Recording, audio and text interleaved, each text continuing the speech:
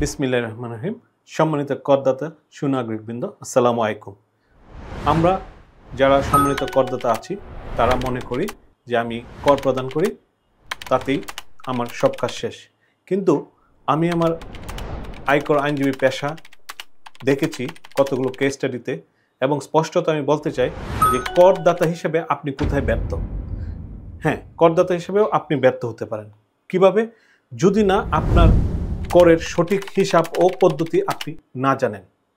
এবং আয়কর আইন 2023 অনুসরণ করে প্রতি বছর যে অর্থ আইন বের হয়, সে অর্থ আইনে বইটি যদি আপনি না পড়ে থাকেন, ওখানে সরকার কী সুযোগ সুবিধা দিয়েছে সেটা যদি না বুঝেন, তাহলে আপনি করদাতা হিসেবে ব্যর্থ হওয়ার সমূহ সম্ভাবনা আছে।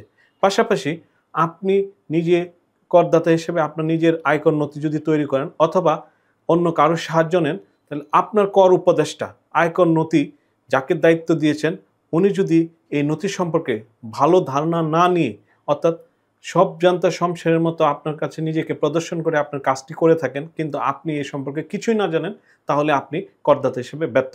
এবং সর্বশেষ আমি যে বিষয়টি আপনাদেরকে উৎসাহ করব সেটা হলো সহায়তাকারী হিসেবে নিয়োজিত উপদেষ্টার জ্ঞানের অবশ্যই অ্যাসিড টেস্ট আপনাকে নিতে হবে। ধন্যবাদ সবাইকে।